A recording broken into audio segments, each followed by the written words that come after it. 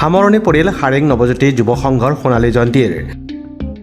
দৰং আৰু ওদালগুৰি জিলাৰ সমীপৱৰ্তী হাৰেং গাঁৱৰ নৱজ্যোতি যুৱ সংঘৰ সোণালী জয়ন্তী উপলক্ষে অন্তিম দিনা উলিওৱা শোভাযাত্ৰাই সকলোৰে দৃষ্টি আকৰ্ষণ কৰিছে। 1972 চনতে প্ৰতিষ্ঠিত হাৰেং নৱজ্যোতি যুৱ সংঘৰ গৌৰৱোজ্জ্বল 50 বৰ্ষপূৰ্তি উপলক্ষে 23 আৰু 24 ডিচেম্বৰ দুদিনাকৈ অনুষ্ঠিত হয় সোণালী জয়ন্তীৰ সামৰণি অনুষ্ঠান। সোণালী জয়ন্তীৰ অন্তিম দিনা পুৱা উলিওৱা হয় সাংস্কৃতিক শোভাযাত্ৰা। দৰঙী কলাকৃষ্টিৰ অপূৰ্ব সমাহাৰ কথা শোভাযাত্ৰা উদ্বোধন কৰে অসমৰ জনপ্ৰিয় অভিনেত্ৰী নীলাক্ষী শইকীয়াই। এনেকুৱা অনুষ্ঠান খুব কম আছে আচলতে। আগতেতো আমাৰ ধৰক প্ৰায়বোৰ অঞ্চলতে প্ৰায়বোৰ গাঁৱতে এনেকুৱা সংঘ আছিলে, যাৰ পৰা আপোনাৰ ল'ৰা ছোৱালীবিলাকে উঠি অহা নৱপ্ৰজন্মৰ ক্ষেত্ৰত বহুত বেছি সুবিধা হৈছিলে। এতিয়া সেইবোৰ বাৰু নোহোৱাৰ নিচিনা, কিন্তু তেওঁলোকে 50 বছৰ অতিক্ৰম কৰিছে আৰু সেই অনুষ্ঠানটোত মোৰ নিচিনা এগৰাকী মানুহক নিমন্ত্ৰণ কৰিছে, তাৰ বাবে মই চিৰকৃতজ্ঞ। আৰু আচলতে মোক যোগ্য বুলি ভাবিছে, সেইটোৱে বহুত ডাঙৰ কথা। আৰু সকলোতকৈ মোৰ ভাল লাগিছে ইয়াৰ মানুহবোৰ ইমান সহজ সৰল, ইমান নিভাঁজ, মানে ইমান আত্মীয়তা থকা মানুহ বহুত কম আছে অসমত, এতিয়া পোৱা নাযায়। আৰু মোৰ খুব ভাল লাগিছে। মোৰ এটাই বিচাৰোঁ, মানে তেখেতসকলে অলেখ শুভকামনা, 50 বছৰ কি তেওঁলোক 100 বছৰ গঢ়কক, যাতে এই উঠি অহা প্ৰজন্মই সৰু হ'লেও এটা প্লেটফৰ্ম পাইছে, তেওঁলোকে সাংস্কৃতিক ক্ষেত্ৰতে হওক, শিক্ষাৰ ক্ষেত্ৰতে হওক আগবাঢ়ি যাবৰ কাৰণে এখন হাত পাইছে, যে আজিকালি সেইটো বস্তুৰ বহুত দৰকাৰ হৈছে। আৰু তাৰ বাবে তেওঁলোকে যি কৰ্মকৰ্তাসকলেও যি প্ৰচেষ্টা হাতত লৈছে এইটো লেখত ল'বলগীয়া। আৰু মোক মতাৰ বাবেতো মোৰ খুব ভাল লাগিছে আচলতে। এনেধৰণৰ অনুষ্ঠানৰ অত্যন্ত প্ৰয়োজনীয় গ্ৰামাঞ্চলত, সঁচাকৈ গ্ৰামাঞ্চল বুলি নহয়, নতুন প্ৰজন্মক আপুনি কি আহ্বান জনাব এনেধৰণৰ অনুষ্ঠান জীয়াই মানে আচলতে মই এটাই আহ্বান জনাওঁ যে এতিয়াতো ইয়াৰে ল'ৰা ছোৱালীখিনিক তেওঁলোকে দেখি আহিছে। আজি 1972 চনৰ পৰা যিটো অনুষ্ঠান চলি আহিছে, কিমানটা প্ৰজন্ম হ'ল, তেওঁলোকে উঠি দেখি শিকিছে। আৰু ল'ৰা ছোৱালীবিলাকে কি যি দেখে সেইটোৱে শিকে।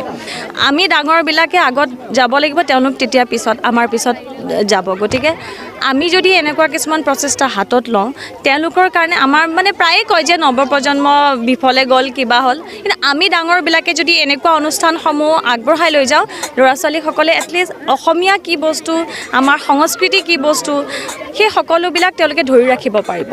আৰু এই ক্ষেত্ৰত আমাৰো কৰিবলগীয়া থাকে।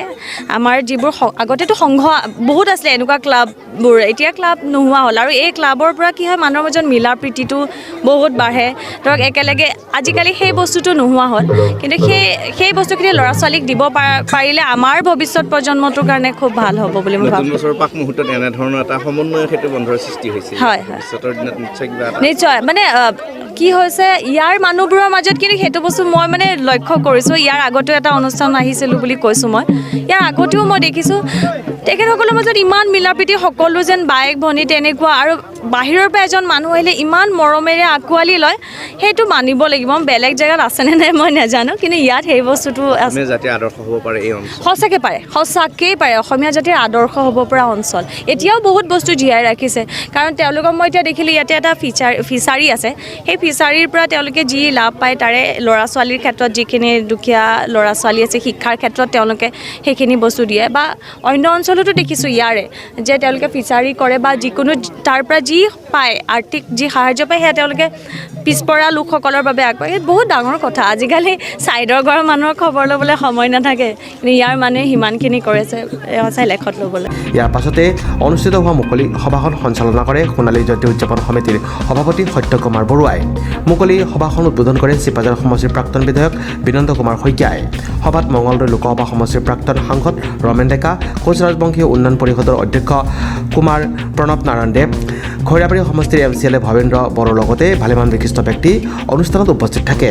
সন্ধিয়া 7 বজাত অনুষ্ঠিত হোৱা সাংস্কৃতিক সন্ধিয়াৰ মঞ্চ উদ্বোধন কৰে অসমৰ জনপ্ৰিয় অভিনেতা যতীন বৰাই, অসমৰ জনপ্ৰিয় কণ্ঠশিল্পী মনোজ হালৈ, ৰুন্তি প্ৰশান্ত আৰু হিৰণময়ী কলিতাৰ গীতৰ অনুষ্ঠানেৰে অনুষ্ঠানৰ সামৰণি পৰে।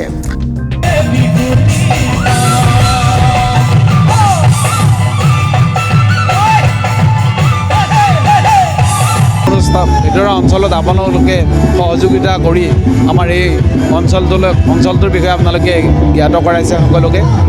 কথা হৈছে আমাৰ যোৱাকালি খুব সুন্দৰকৈ আমাৰ প্ৰথম দিনৰ কাৰ্যসূচী সমাপন হৈছে আৰু আজি আছিলে আমাৰ ৰাতিপুৱা বন্তি প্ৰজ্বলন খুব সুন্দৰকৈ গৈছে তাৰপিছতে বৃক্ষৰোপণ কাৰ্যসূচী এটা আছিলে সেইটো আমাৰ খুব সুন্দৰকৈ আমাৰ সমাপন হৈছে আৰু তাৰপিছতে আছিলে আমাৰ এটা সাংস্কৃতিক শোভাযাত্ৰা বৰ্ণাঢ্য সাংস্কৃতিক শোভাযাত্ৰা এটা আছিলে য'ত আমাৰ জনপ্ৰিয় অভিনেত্ৰী নীলাক্ষী শইকীয়া ডাঙৰীয়ানী আমাৰ মাজত উপস্থিত আছিলে খুব সুন্দৰ অনুষ্ঠান হৈছে সেইটো এটা আমাৰ গাঁৱৰ এই গোটেই অঞ্চলৰ ৰাইজে সদল বদলে আহি আমাৰ এই সাংস্কৃতিক শোভাযাত্ৰা অনুষ্ঠানটিত অংশগ্ৰহণ কৰি আমাক খুব সুন্দৰকৈ সহযোগিতা আগবঢ়াইছে সাংস্কৃতিক সন্ধিয়াৰ বিশেষ আকৰ্ষণ এক আছিলে যতীন বৰা জনপ্ৰিয় অভিনেতা যতীন বৰা তেওঁ আহি আমাৰ মঞ্চখন উদ্বোধন কৰিলে আৰু খুব সুন্দৰকৈ আমাৰ ৰাইজৰ সঁহাৰিও তেওঁ লাভ কৰিছে আৰু তেখেতৰ উপস্থিতিয়ে আমাৰ ৰাইজক আপ্লুত কৰিছে